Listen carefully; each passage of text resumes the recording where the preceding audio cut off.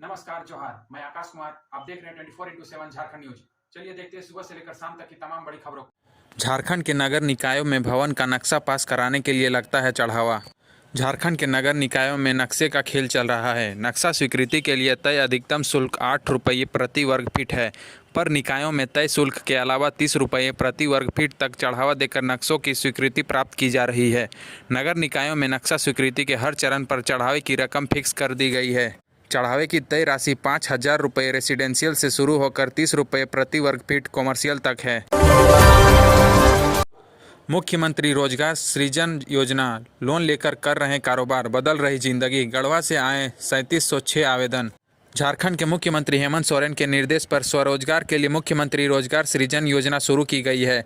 इसका लाभ जरूरतमंदों को मिल रहा है। बड़ी संख्या में युवक युवतियों ने इस योजना का लाभ लिया और स्वरोजगार से खुद को जोड़ा। इस तरह इस योजना से लोग सपनों की उड़ान भर रहे हैं, लोन लेकर आर्थिक रूप से मजबूत हो रहे हैं। आपकी योजना, आपकी सरकार, आपके द्वार कार्यक्रम में सबसे अधिक आवेदन गढ़वा से आए हैं। हाई स्कूल शिक्षक नियुक्ति मामले में सुप्रीम कोर्ट ने की टिप्पणी, कहा झारखंड सरकार समस्या पैदा कर रही है। सुप्रीम कोर्ट ने संयुक्त स्नातक प्रशिक्षित हाई स्कूल शिक्षक प्रतियोगिता परीक्षा 2016 को लेकर दायर अवमानना याचिका पर सुनवाई की। Justice M.R. शाह व जस्टिस C.T. रविकुमार की खंडपीठ ने मामले की सुनवाई के दौरान राज्य सरकार का हल्फनामा देखा और मौखिक रूप से कहा, हल्फनामा देखकर लगता है कि झारखंड सरकार समस्या पैदा कर रही है। खंडपीठ ने राज्य के मुख्य सचिव सुखदेव सिंह को अगली सुनवाई के दौरान सशरीर उपस्थित रहने का निर्देश दिया। खंडपीठ ने कहा कि कोर्ट का आदेश बिल्कुल ही स्पष्ट है, इसे लागू करने में कोई समस्या नहीं आनी चाहिए। हम बताएंगे कि नियुक्ति कैसे होगी। अगली सुनवाई 2 दिसंबर को होगी। अवैध खनन मामले में ईडी ने तेज की कार्रवाई। बिरसा मुंडा जेल अधीक्षक समेत 3 लोगों को भेजा समन। ईडी ने अवैध खनन मामले की जांच के दौरान बरहरवा कांड के आईओ सरफुद्दीन सहित 4 लोगों को पूछताछ के लिए समन जारी किया है। 3 अन्य लोगों को बिरसा मुंडा सेंट्रल जेल के अधीक्षक हामिद अख्तर और रिम्स में इलाज के दौरान पंकज मिश्रा को राज्य के अधिकारियों व अन्य लोगों से बात कराने के आरोपी चंदन यादव व सूरज पंडित शामिल है। बरहरवा कांड के आईओ और जेल अधीक्षक को 5 दिसंबर को हाजिर होने का निर्देश दिया गया है, जबकि सूरज व चंदन को 6 और 7 नवंबर को बुलाया गया है। उल्लेखनीय है कि बरहरवा थाने में 22 जून 2020 को सीएम के विधायक प्रतिनिधि पंकज मिश्रा, ग्रामीण विकास मंत्री आलमगीर आलम सहित 11 लोगों को नामजद अभियुक्त बनाया गया था। ईडी ने अवैध खनन की जांच के लिए बरहरवा कांड के अलावा पंकज मिश्रा, बच्चू यादव, राजेश यादव उर्फ दाहो यादव व अन्य के खिलाफ दर्ज मामलों को शामिल किया था। ईडी जांच में यह पाया गया कि बरहरवा कांड के आईओ सरफुद्दीन खान ने मामले की सही ढंग से जांच नहीं की। झारखंड में बिजली चोरी करना पड़ेगा भारी, खराब बिलिंग पर गुमला को कार्रवाई करने का दिया आदेश। झारखंड बिजली वितरण निगम लिमिटेड मुख्यालय में सोमवार को निगम के निदेशक मनीष कुमार ने राजस्व संबंधी समीक्षा बैठक की। इसमें हर विद्युत आपूर्ति क्षेत्र के महाप्रबंधक और उप महाप्रबंधक मौजूद थे। बैठक में सभी क्षेत्रीय अधिकारियों को निम्नलिखित दिशा निर्देश दिए गए। निदेशक ने अधिकारियों से कहा कि गलत बिजली बिल देने वाले ऊर्जा मित्रों पर सख्त कार्रवाई करें। बेहतर नतीजे देने वाले 3 ऊर्जा मित्रों को हर महीने प्रोत्साहित किया जाएगा। बिजली चोरी की रोकथाम के लिए कार्रवाई करें। बड़े बकायेदारों पर लगातार कार्रवाई की बात कही गई।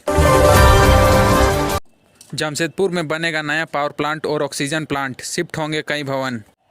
आगामी दिनों में जमशेदपुर का नक्शा बदल जाएगा। ऐसा टाटा स्टील के विस्तारीकरण प्रोजेक्ट की वजह से होगा। साकची के पुराने ग्रेजुएट कॉलेज के पास नया पावर हाउस का निर्माण किया जा रहा है। वहीं करीम टॉकीज के पास वाले स्थान पर नया ऑक्सीजन प्लांट भी स्थापित हो रहा है। विस्तारीकरण प्रोजेक्ट के तहत साकची उत्कल एसोसिएशन, रामगढ़िया सभा, बारी क्लब हाउस, पार्क समेत तमाम हिस्से कंपनी के भीतर वाले हिस्से में आ जाएंगे। इन सभी को दूसरी जगह शिफ्ट किया जाएगा। टाटा स्टील दूरगामी प्रोजेक्ट पर काम कर रही है। अगर सब कुछ ठीक रहा तो जनरल ऑफिस के मेन रोड को बंद कर दिया जाएगा और साकची थाना से बगल वाले रोड को ही मुख्य रोड बना दिया जाएगा। झारखंड सरकार ने नए डीजीपी के लिए यूपीएससी को भेजा नाम। झारखंड के नए डीजीपी के लिए राज्य सरकार ने सोमवार को 7 अफसरों का पैनल ईमेल के जरिए यूपीएससी को भेज दिया है। इनमें 1988 बैच के एसएन प्रधान, 1989 बैच के अजय भटनागर, इन्हीं के बैचमेट अजय कुमार सिंह, 1990 बैच के अनिल पाल्टा, अनुराग गुप्ता, 1992 बैच के प्रशांत सिंह व इनके बैचमेट आरके मलिक का नाम शामिल है। वर्तमान में प्रशांत सिंह और आरके मलिक एडीजी रैंक के अफसर हैं। 11 फरवरी 2023 को वर्तमान डीजीपी नीरज सिन्हा का कार्यकाल समाप्त हो रहा है। इनके बाद सीनियर होने के नाते डीजी रैंक में प्रशांत सिंह का प्रमोशन हो जाएगा। पहले से राज्य में अनिल पाल्टा, अनुराग गुप्ता और अजय कुमार सिंह डीजी रैंक में हैं, जबकि केंद्रीय प्रतिनियुक्ति पर गए एसएन प्रधान वर्तमान में डीजी एनडीआरएफ हैं। वहीं अजय भटनागर भी केंद्रीय प्रतिनियुक्ति पर सीबीआई के जॉइंट डायरेक्टर हैं। जमशेदपुर में पहली बार दिव्यांगों के लिए जॉब फेयर का आयोजन, मैट्रिक इंटर पास दिव्यांग ले सकते हैं हिस्सा। चेसायर डिसेबिलिटी ट्रस्ट और सबल सेंटर के संयुक्त तत्वाधान में 30 नवंबर को पहली बार दिव्यांगों के लिए जॉब फेयर का आयोजन किया जा रहा है। साकची स्थित सबल सेंटर में सुबह 10 बजे यह मेला शुरू होगा। चेसायर डिसेबिलिटी ट्रस्ट के राजकुमार सिंह और सैयद नजरुल्लाह ने बताया कि दिव्यांगों को सशक्त बनाना इसे मेला का उद्देश्य है। इसमें 5 कंपनियां जीवन bank, Sai enterprises, Vishwakarma enterprises, edges और कनेक्ट हिस्सा ले रही हैं, जो 100 दिव्यांगों को रोजगार का मौका देंगी।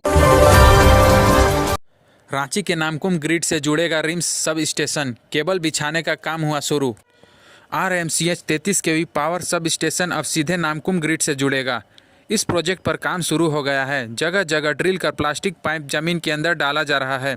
नामकुम रिम्स लाइन चालू होने के बाद पीएचईडी विकास से लेकर रुक्का पीएसएस से जुड़े करीब 3 लाख से ज़्यादा उपभोक्ताओं को इसका सीधा लाभ मिलेगा।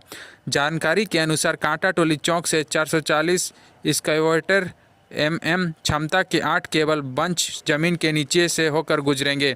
इस प्रोजेक्ट के पूरा होने के बाद नामकुम ग्रिड से कोकर इलाके की छतों से होकर गुजरे रहे हैं 33 केवी के हाई वोल्टेज केबल हटा लिए जाएंगे। इसके बाद आंधी तूफान जैसी आपात स्थिति में भी नामकुम और कांके दोनों ग्रिड से बिजली निर्बाध तरीके से मिलेगी। इस मुख्य सर्किट के बनने के बाद इसका फायदा ओवरहेडेड तारों से जुड़े आरएमसीएच लिंक लाइन का होगा, क्योंकि इसका बड़ा हिस्सा अंडरग्राउंड तरीके से कवर्ड हो जाएगा। रांची से कोलकाता, दिल्ली जाना हुआ महंगा। राजधानी रांची से देश के विभिन्न शहरों के लिए विमान से यात्रा करने वाले लोगों को इन दिनों भारी कीमत चुकानी पड़ रही है। कारण यह है कि फ़्लाइटों का किराया आसमान छू रहा है। इस कारण छात्रों व आम लोगों को हवाई सफ़र करना मुश्किल हो गया है। शादी विवाह में शामिल होने के लिए इन दिनों जो लोग विभिन्न शहरों के लिए फ़्लाइट की तलाश कर रहे हैं, वह विमान का किराया देखकर अन्य विकल्प की तलाश करना शुरू कर देते हैं। विभिन्न एयरलाइंस के अधिकारियों के अनुसार अभी रांची से विभिन्न शहरों के लिए फ़्लाइट फुल जा रही है। इस कारण विमान का किराया 2 से 3 गुना बढ़ गया है। 29 नवंबर को रांची से कोलकाता का विमान किराया 12,780 करोड़ से लेकर 13,748 रुपये के बीच है। वहीं 3 माह पूर्व रांची से कोलकाता का विमान किराया 3,000 से 3,500 रुपये था। रांची से दिल्ली का किराया 4,500 से 5,000 रुपये था, जो बढ़कर अब 7,000 रुपये से अधिक पहुंच चुका है। झारखंड के गढ़वा में बम ब्लास्ट से मकान क्षतिग्रस्त, दहशत में परिवार। गढ़वा जिले के विशुनपुरा में अमहर गांव निवासी बनारसी मेहता के कच्चे मकान को बम से उड़ाया गया है। इससे घर का पिछला भाग काफ़ी क्षतिग्रस्त हो गया है। यह घटना बीती रात लगभग 1 बजे की बताई जा रही है। बनारसी मेहता के भाई बलराम मेहता ने बताया कि रात में सभी परिवार घर में सो रहे थे, तभी अचानक जोरदार आवाज़ हुई। उसके बाद देखा कि घर के पीछे का कुछ भाग गिरा हुआ है। परिजनों ने मंगलवार सुबह स्थानीय थाना को इसकी सूचना दी। घटना की सूचना पर थाना प्रभारी बुद्धराम सामद ने घटनास्थल का जायजा लिया और मामले की जांच कर रहे हैं। धनबाद रेल मंडल के स्वास्थ्य केंद्रों को है इलाज की सख्त जरूरत, 16 में से 12 सेंटर में नहीं है डॉक्टर। धनबाद रेल मंडल का स्वास्थ्य विभाग खुद ही बीमार है। कहने को सब कुछ है, पर हकीकत में इन स्वास्थ्य केंद्रों पर बुनियादी सुविधा भी उपलब्ध नहीं है। इस कारण रेल मंडल के 1 दर्जन स्वास्थ्य केंद्र कारगर नहीं रह गए हैं। ज्ञात हो कि धनबाद रेल मंडल का इलाका बिहार, झारखंड, उत्तर प्रदेश से लेकर मध्य प्रदेश तक फैला हुआ है। इतना ही नहीं, पूर्व मध्य रेल का सबसे ज़्यादा आमदनी देने वाला मंडल भी धनबाद है। पर हेल्थ सुविधाओं के माध्यम में यह फीसदी साबित हो रहा है। धनबाद स्थित मंडल रेल अस्पताल व सब डिविजनल अस्पताल पतरातू में कुछ सुविधाएं भी हैं, पर कुल 16 स्वास्थ्य केंद्रों में से 1 दर्जन केंद्र चिकित्सक विहीन हैं। यहां पदस्थापित कर्मचारी प्रतिदिन हाजिरी बनाता है, पर कोई इलाज के लिए आ गया तो हाथ जोड़कर दूसरी जगह जाने की बात का चुप हो जाता है। इस वजह से सब कुछ होते हुए भी प्राइवेट अस्पताल व चिकित्सक के पास जाने की मजबूरी बन गई है। झारखंड में सुखाड़ राहत योजना के तहत 30 नवंबर तक करना है आवेदन, लेकिन नहीं खुल रही साइट। सुखाड़ राहत योजना के तहत राहत के लिए किसानों को ऑनलाइन निबंधन कराने में परेशानी हो रही है। किसान 1 रुपये टोकन मनी देकर 30 नवंबर तक करना है, लेकिन किसानों को आवेदन करने में समस्या आ रही है कि आवेदन कैसे करें। कई बार साइबर कैफ़े जा रहे हैं, लेकिन साइट ही नहीं खुल रही है। किसानों की चिंता बढ़ गई है कि आवेदन नहीं कर पाएँ तो राहत कैसे मिलेगी। इसकी योजना के तहत राज्य सरकार ने प्रति किसान 3500 रुपये देने की घोषणा की है। किसानों को 29 दिसंबर से राशि मिलेगी।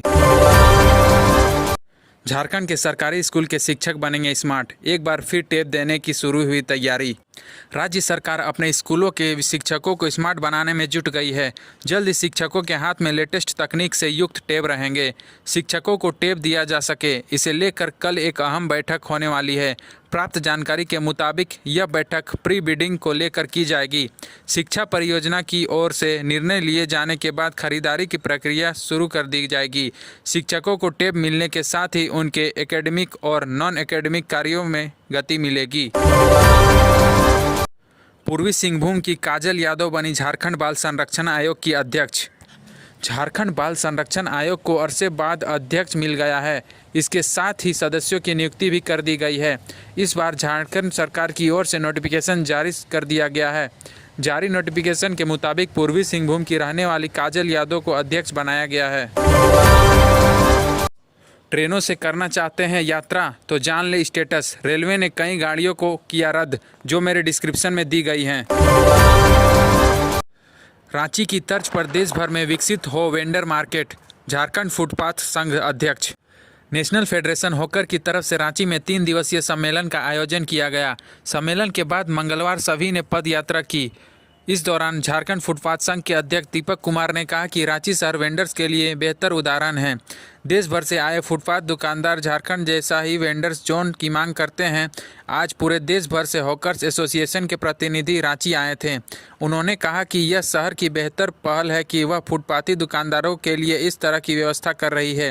रांची में दुकानदारों के लिए 2 वेडिंग जोन बनाए गए हैं, जो पूरे देश भर के लिए मिसाल है।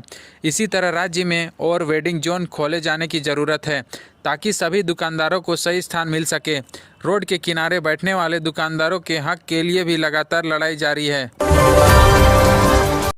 रिम्स की सिफारिश के बाद भी 10 दिन से पेइंग वार्ड में भर्ती है पंकज मिश्रा। मनी लॉन्ड्रिंग और अवैध खनन केस में आरोपी पंकज मिश्रा के स्वास्थ्य का रिव्यू करने के बाद रिम्स के मेडिकल बोर्ड ने उसे नशा मुक्ति केंद्र में इलाज कराने का निर्देश दिया है। इसकी जानकारी 10 दिन पूर्व ही जेल प्रशासन को दी जा चुकी है। इसके बावजूद पंकज मिश्रा अब भी रिम्स के पेइंग वार्ड में भर्ती हैं। इधर जेल प्रशासन का कहना है कि सुरक्षा बल के अभाव में मिश्रा को नशा मुक्ति केंद्र में नहीं भेजा जा रहा है। गौरतलब है कि पंकज मिश्रा को प्रवर्तन निदेशालय ने 19 जुलाई को गिरफ्तार किया था। रिमांड पर पूछताछ के दौरान सीने में दर्द की शिकायत पर उन्हें रिम्स लाया गया था। यहाँ इलाज के दौरान डॉक्टरों को पता चला कि पंकज फोर्टविन दवा के आदी हैं। दवा नहीं मिलने पर उसको बेचैनी होने लगती है। प्रतिबंधित दवा होने और शरीर पर इसका दुष्प्रभाव पड़ने के कारण डॉक्टरों ने मनोचिकित्सक का सहयोग लेकर हल्दी दवा दी, लेकिन इसका कोई असर नहीं हुआ। असम में भूमिज को नहीं मिला एसटी का दर्जा। पोटका विधायक संजीव सरदार ने एकजुट करने पर दिया जोर।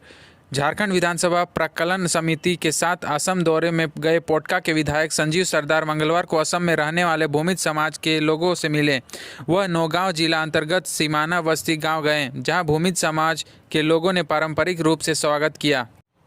तो यह थी झारखंड की बड़ी खबरें। झारखंड की हर छोटी से बड़ी खबर देखने के लिए हमारे चैनल 24x7 झारखंड न्यूज़ को सब्सक्राइब करें। धन्यवाद।